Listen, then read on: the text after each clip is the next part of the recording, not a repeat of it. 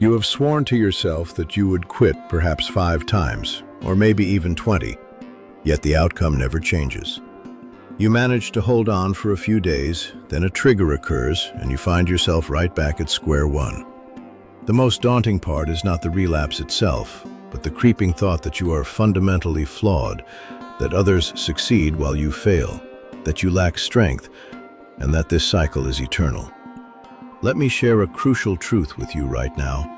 You are absolutely not weak. Your actual issue is that you are fighting the wrong adversary. The people of Japan grasped this concept long before the era of self-improvement literature, life coaches, and 21-day transformation challenges. Historical warriors, spiritual ascetics, and craftsmen never relied on sheer willpower as their primary weapon. They understood that human transformation does not happen through sudden leaps, but rather through a steady rhythm. Today we will explore the comprehensive Japanese methodology for breaking free from any detrimental routine. We are not dealing with mere theories or poetic phrases, but with practical measures that align with your psychological wiring instead of battling against it. There are 5 main phases, and each one alters your self-perception. Make sure to stay until the very end, as the final tale about a warrior named Noboru completely shifted my own perspective. Here is the common mindset. If I rely on tobacco, I must be feeble. If I procrastinate, I am inherently lazy. If I overeat, I lack self-control.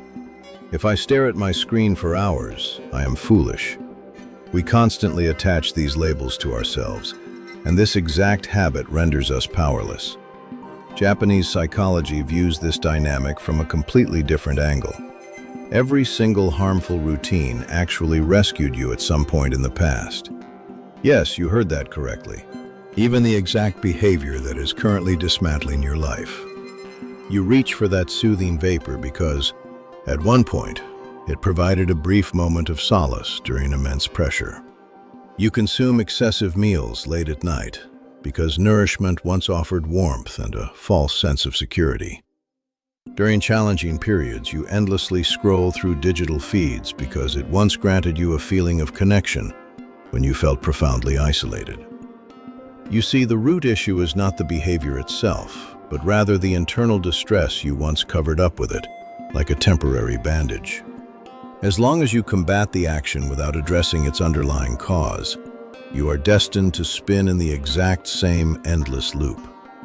You make a vow, you attempt, you stumble, and you feel embarrassed. Then comes a new vow, followed by another stumble. Years slip away like this, sometimes entire lifetimes. Now let us discuss why fighting only exacerbates the situation. In a historic Zen monastery, novices were taught a straightforward concept. Never wrestle with the mist, or you will merely wander deeper into its grasp. When you attempt to forcefully shatter your routine, an internal clash erupts within you.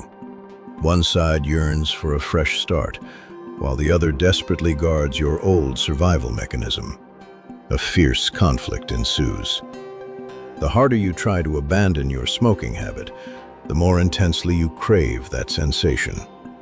The more strictly you deny yourself sugary treats, the more vividly they appear in your dreams. The louder you proclaim that a new era begins on Monday, the quicker you stumble by Wednesday.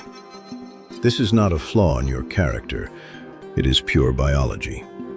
Your brain fiercely defends consistency, even if that consistency is gradually wearing you down.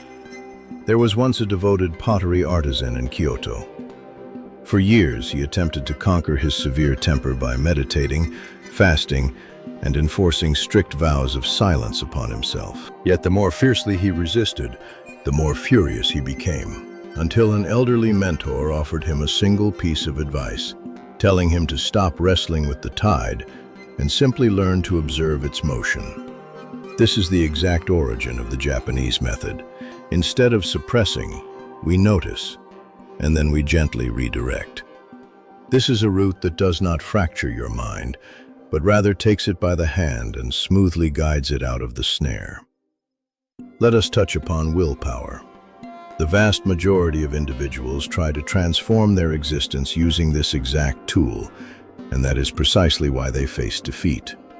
Ancient swordsmen held the belief that anything requiring immense daily exertion is ultimately doomed to fail. Conversely, whatever is woven into a daily ritual becomes permanent. Sheer determination is excellent for a brief sprint, but it is utterly useless for a daily grind spanning over months and years. This is where Kaizen enters the picture, representing the philosophy of minuscule steps. It is effective not because it sounds elegant, but because it triggers zero mental resistance, causes no alarm, demands no monumental exertion, and allows your nervous system to rewire itself gradually, without any panic or inner rebellion. Kaizen poses an entirely different question. Rather than asking how to obliterate this habit, it asks what tiny action can be taken so subtly that the mind will not even register the shift. This inquiry changes everything. Consider the case of an architect from Osaka. He had been relying on tobacco for over 2 decades, having experimented with every possible remedy, from patches and pills to strict vows, mobile applications, and even hypnosis. Every single attempt led him back to his starting point, until an aging monk suggested that he was merely trying to conquer again, advising him to try making friends with his urge instead. The architect was baffled, wondering how anyone could possibly befriend a cigarette. The wise man explained that viewing the habit as a foe meant fighting a fragment of his own soul. He advised the man not to quit, but simply to decelerate. He established a single guideline. Whenever the craving struck, the man should not forbid it. Instead, he was told to simply hold the object in his hand for 10 minutes. He was instructed not to ignite it, but just to hold it. After 1 week, the urges grew shorter, and after a single month, they began to fade naturally. Upon reaching 3 months, he had ceased the habit entirely, relying on mindful awareness rather than brute force. Here lies the primary lesson of this methodology. A detrimental routine is not a beast. It is a form of soothing that morphed into a reliance. It is a shield that turned into a cage, a comfort that became shackles. The escape does not begin by screaming that you are dropping everything immediately, but with a basic question. What exactly is this behavior substituting for me? And how can I fulfill that need in a different manner? Picture this scenario. It is evening and your room is cloaked in shadows. You are sitting there and you feel it rising again, that very familiar urge. You already know exactly how this narrative concludes. Right here, Japanese wisdom provides something incredibly valuable. A craving is not a mythical serpent tearing you apart from the inside. A craving is merely a tide. Every urge possesses several distinct stages. Initially, there is a gentle nudge, a simple desire. Then it surges towards a crest, lasting for several minutes, during which enduring it feels utterly impossible. Following that, there is a decline. It vanishes entirely if you avoid acting on autopilot. Here is the most critical piece of information you must grasp.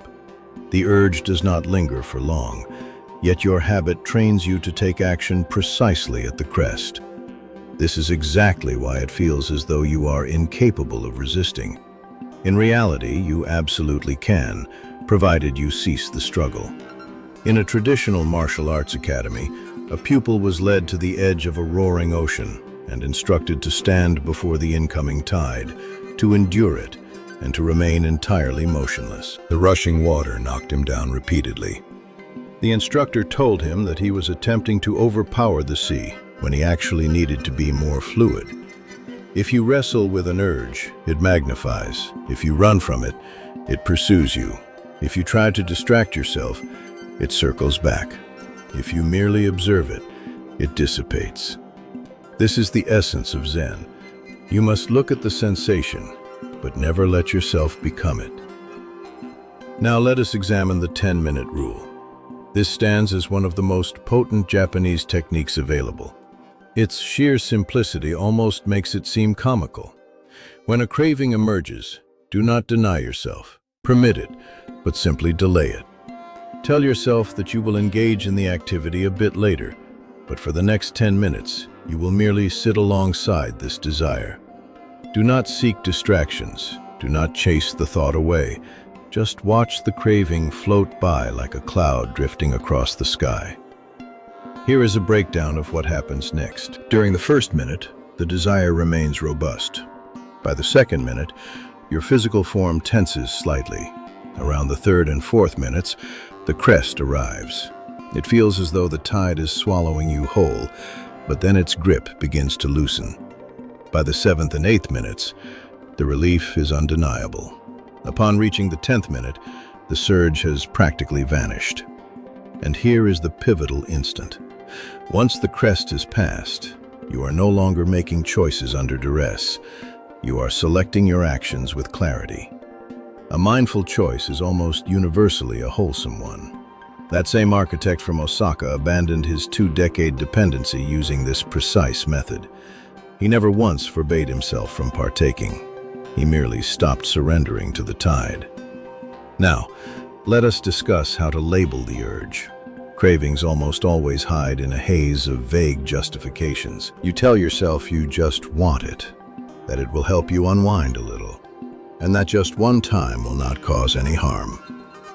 In Zen practice, there is an uncomplicated exercise. You must name the sensation calmly and without any judgment. The second a craving surges, tell yourself silently, this is the urge to smoke, this is anxiety, this is boredom, or this is exhaustion. At that precise moment, you detach your core identity from the impulse. You transition from saying you want something to acknowledging that a desire has surfaced within you. Ancient warriors maintained that naming a shadow strips away half of its power. The urge ceases to be a monster. It transforms into a mundane bodily sensation that can easily be waited out. There is another crucial detail regarding relapsing at the crest. The majority of people are convinced that the peak of an urge is merely the starting point and that the agony will only intensify. The reality is quite the opposite. The crest is the final, desperate gasp of the tide. Beyond that point, there is only a gradual decline. If you can withstand just a few minutes, you achieve freedom. If you yield, the entire cycle initiates once more. With every surrender, the pathway between the emotion and the automatic reaction grows sturdier. However, there is excellent news to share. This pathway can be gently dismantled, step by step. Envision a dense forest with 2 distinct trails. The old, deeply worn path represents your detrimental habit. The fresh, barely visible trail symbolizes your healthy choices and your new existence. The old route always appears more inviting. Your feet naturally wander in that direction. Yet, Japanese wisdom teaches us not to forcefully barricade the old trail, but simply to cease walking upon it. Every single time the urge surfaces and you decline to perform the automatic reaction, the vegetation on that old path grows just a little bit taller. The root begins to overgrow. Eventually, a day arrives when you realize the cravings have diminished while your vitality has surged. Your fresh existence no longer feels like an experiment. It feels like the standard reality. The samurai engaged in a peculiar mental exercise. Long before a clash, they would vividly imagine the worst possible outcomes in their minds. They visualized defeat, severe injury, deep dishonor, and even their ultimate passing. They did not do this to terrify themselves, but rather to liberate their minds from dread. They held the conviction that a warrior who had already accepted the ultimate sacrifice before stepping onto the battlefield held no fear and was therefore invincible. This exact principle applies to overcoming bad habits. A vast number of individuals exist in a perpetual state of terror regarding a potential relapse. They constantly fret about slipping up, feeling obligated to hold on tightly, convinced that one mistake ruins everything. This anxiety actually magnifies the craving immensely because anything strictly prohibited becomes incredibly enticing. The samurai mindset offers an alternative route. You do not cower from the possibility of a stumble. You openly acknowledge it. You admit that yes, a relapse is entirely possible. You accept that you are merely a living, breathing human being. And if it happens, what then? It is certainly not a fatal blow. This represents the internal acceptance of the worst outcome before the clash begins. You simply stop nourishing your potential failures with your own panic. Let us delve into the vicious cycle of dread. Here is the mechanics of it. You experience an urge, which immediately triggers anxiety. That anxiety generates immense pressure. The pressure, in turn, intensifies your urge. You eventually give in, and then you punish your own soul. The resulting guilt only multiplies the pressure. The entire loop loops continuously. Ancient masters always warned against wrestling with shadows, noting that striking them only makes them loom larger. Within Japanese folklore, there is a particular legend. A youthful fighter was confronted by a massive shadow beast at his doorway every single night. He battled it, he fled from it, and he concealed himself. Yet the beast only expanded in size. An elderly mentor explained that the fighter was personally feeding the creature with his own terror. He instructed the young man to bow the next time the beast appeared and simply say that it was welcome to enter, as he was ready to listen. The fighter followed the instructions perfectly. Instantly, the beast shrank. After a single week, it had dwindled to the size of a toddler, and after a month, it vanished entirely. Acceptance does not mean surrendering to your dependency. Acceptance means you stop granting it authority through sheer panic and self-loathing. Now let us examine how this translates into practical action. When an urge flares up, instead of panicking, choose a different response. Pause entirely and tune into your physical form. Where exactly does this desire reside? Is it in your chest, your stomach, or your throat? Give it a name. Acknowledge it as a desire, as a passing tide. Grant it permission to exist. Do not fight, and do not flee. Quietly assure yourself that you will endure this. Allow it to fade naturally. Implement the 10-minute rule, and you will witness what the samurai understood for centuries. If you refuse to rush into combat, the adversary will be the first to surrender. Next, we must discuss substitution. Imagine a dwelling where an old wall was demolished, yet no new structure was erected in its place. What remains is an empty void, pure chaos, and distinct vulnerability. The identical principle applies to routines. If you eliminate a familiar action without introducing a fresh one, your brain manufactures a void, and that void is deeply uncomfortable.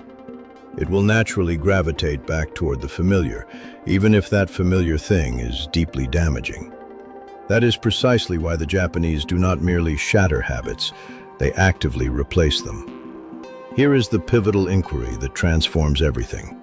Do not ask how to quit, but rather inquire about what exact feeling you are attempting to muffle. Is it pressure, boredom, isolation, worry, or exhaustion? Every single harmful routine serves as a coping mechanism. It may be a terrible method, but it is a method nonetheless. Once you unearth the answer, the subsequent question arises. What alternative action can I adopt to achieve that exact same sensation without causing any damage? Instead of reaching for sugary snacks, opt for a warm cup of herbal tea and a profound breath. Instead of endlessly scrolling, embark on a brief stroll. Instead of lighting up, take several deliberate, mindful breaths. Instead of staring at a screen right before resting, grab a piece of paper and plainly document your reflections. A crucial condition must be met. The new ritual must be exceptionally effortless, otherwise your mind will completely reject it. As this substitution is repeated consistently, the old habit naturally begins to wither away. You are no longer supplying it with energy, you have stopped feeding the spark, and you are resolving your genuine needs through an alternate avenue. Your neural pathways begin to restructure themselves. This is no longer a battle. It is true maturation. Within every individual, two distinct personas reside, the automatic self and the conscious self. Destructive routines almost exclusively belong to the automatic self. This side never asks questions, it never hesitates, and it never actively chooses. It merely replicates actions it has performed thousands of times before. Your hand reaches for the device not out of genuine necessity, but purely out of ingrained repetition. You reach for the sweets not due to genuine hunger, but following a deeply worn template. You open a social platform without any real intent, driven purely by inertia. The samurai grasped this concept flawlessly. The genuine adversary is not the emotion, nor is it the craving. The true enemy is drifting through existence on autopilot. Japanese culture embraces a concept known as ichigo ichie. This roughly translates to a single encounter, a single moment. The underlying meaning is crystal clear. The current instant is entirely unique and cannot be duplicated. An identical moment will never materialize again. A warrior could execute a single motion thousands of times, yet he treated every single repetition as if it were his very first attempt. This is how you eradicate automatic behavior, and this is exactly how true awareness is birthed. If you apply this to your daily routine, when your hand drifts toward your device, halt for just a fraction of a second. Silently declare that this is a brand new instant. Remind yourself that you possess the power to choose, rather than merely repeating past actions. One tiny micro-decision like this is enough to fracture the entire chain. Let us move on to the 3-second pause. This is among the most uncomplicated yet profoundly impactful strategies available. Have you caught yourself executing an automatic behavior? Instigate a pause. Count to 3 in your mind. Do not do this to punish or forbid yourself, but simply to regain command. Those 3 seconds effectively reboot your conscious mind. Right in the exact space where pure reflex existed a moment prior, a genuine choice suddenly blossoms. The samurai utilized this exact method. They paused prior to striking. They paused prior to stepping, and they paused prior to deciding. Their immense power was incubated within that very pause. Now comes the most critical aspect, navigating the aftermath of a relapse. You will undoubtedly slip up at least once, and in all likelihood multiple times, and that is completely natural. The issue is never the fact that a person stumbles. The tragedy occurs when they interpret that stumble as the absolute conclusion of their journey. Zen masters frequently noted that a stumble is an integral segment of the path. It is not an error, it is an educational experience. A relapse is necessary to identify your fragile links, to comprehend which specific emotion triggers your habit, to train yourself to spot the initial impulse, and to forge authentic resilience. Authentic discipline simply cannot exist without the occasional fall. Let us look at how the general public typically handles a stumble. They slip up, they harshly criticize themselves, they drown in guilt, they forfeit all their drive, and they plummet right back into their old template. This is the Western approach to internal warfare. The Japanese methodology is completely different. The initial step is a straightforward acknowledgement, completely devoid of any theatricals. You simply admit that yes, you performed the action. It is a mere fact. You do it without any self-flagellation and without attaching negative labels to yourself. The second step involves asking the correct question. Instead of wondering why you are so fragile, you ask yourself what exact emotion you were experiencing right before the stumble occurred. Uncovering the answer almost universally points to a specific catalyst. It could be exhaustion, boredom, pressure, isolation, worry, or profound disappointment. By recognizing the catalyst, you gain the power to alter the entire template. The third and most vital step is understanding that the recovery process does not wait until Monday. It commences right this very second. A relapse is not a period at the end of a sentence. It is merely a comma. Your journey remains ongoing. Now let us delve into dismantling your environment. Very often, a routine is anchored not only to an internal feeling, but also to a physical location, a time of day, or a specific item. You might puff on your balcony, scroll through digital feeds while resting in bed, consume sweets in your kitchen late at night, or stare endlessly at your device while seated at your desk. Instead of engaging in warfare with the routine itself, you must dismantle its stage. If you usually partake on your balcony, force yourself to walk to a completely different location, thereby snapping the mental link between the balcony and the object. Charge your device in a completely separate room rather than right next to your pillow. Relocate your sugary treats to an inaccessible spot. Alter your habitual surroundings. When the environment shifts, the corresponding behavior naturally follows. The Japanese refer to this as the destruction of conditions, and it yields results far faster than any solemn vows or promises ever could. The final principle in this section is the concept of mushin. Mushin translates to taking action without relying on your emotional state. Relapses do not happen because you possess a flawed personality. They occur because we mistakenly link essential actions to a positive emotional state. We claim we are not in the right mood, that we lack the energy, or that we will definitely tackle it tomorrow. The samurai deeply understood that emotion is merely a passing tide, while action is the true path forward. When you execute what is necessary, entirely regardless of whether you feel inspired or completely drained, your entire reality transforms rapidly. A venerable master once proclaimed that authentic discipline reveals itself when the hand lifts the blade, even when the heart is reluctant.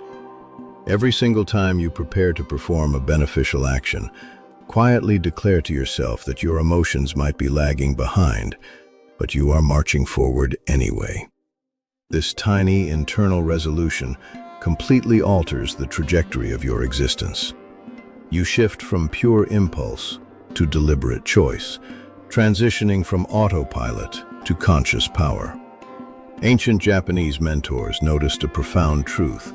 Truly robust individuals do not defeat their habits. Instead, they simply outgrow them. This is the true essence of Kaizen, a journey composed of minuscule, practically invisible steps that cumulatively alter a human being far more profoundly than any dramatic, heroic leap ever could. The most lethal adversaries are not lurking in the external world. The most dangerous threats are the quiet whispers echoing within your own mind. They whisper at you to delay until tomorrow, to wait for perfect conditions, to believe that you are inadequate, and to accept that you will never truly change. The system of minuscule steps was explicitly forged to counteract these exact whispers. There is a specific term called nomi. This refers to the tiny chisel that Japanese woodworkers employed to carve the most intricate and precise details. One gentle strike, followed by a second, and then a third. Day after day, year following year. This is the exact method used to construct towering temples that remain standing for centuries. The samurai integrated this exact principle into their daily existence. A minuscule action, replicated countless times, possesses significantly more power than 1,000 deafening promises. When you adjust your behavior by a mere 1%, you completely bypass the brain's resistance mechanisms. You prevent any internal panic. You avoid fracturing your own spirit, and you construct a vast arena for personal expansion. Within that newly formed arena, harmful habits gradually render themselves obsolete. Let us explore the concept of the morning reset. At the dawn of every single day, a traditional Japanese warrior would execute a series of fundamental actions, splashing cold water to purify his face and clear his mind, followed by establishing a small degree of order in his immediate surroundings, even if the area was already immaculate. It was one microscopic action dedicated to his chosen path. Why does this hold such importance? The morning is your primary point of choice. One tiny correct action ignites your discipline for the remainder of the day. By launching your day correctly, it becomes significantly more challenging to let a bad habit dismantle your progress by nightfall. Let us return to the topic of relapses and explore the Japanese equation for handling them.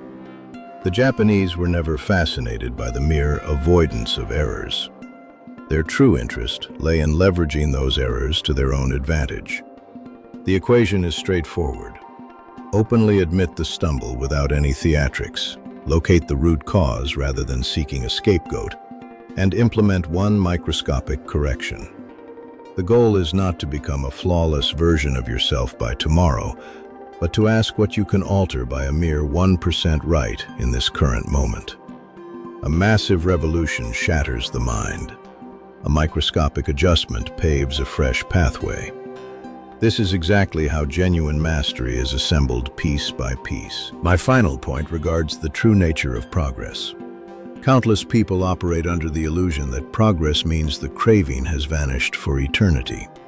The Japanese offer a contrasting view. Genuine progress initiates the exact moment you cease fearing the urge.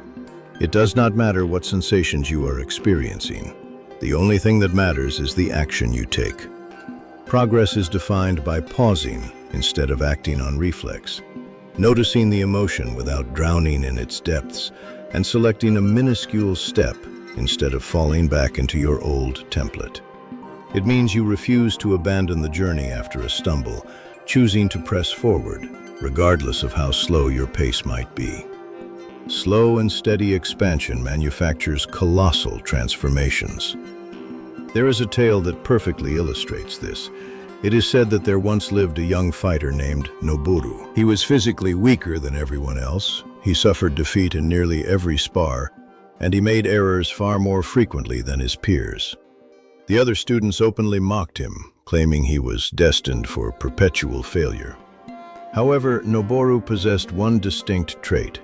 He consistently showed up the following day.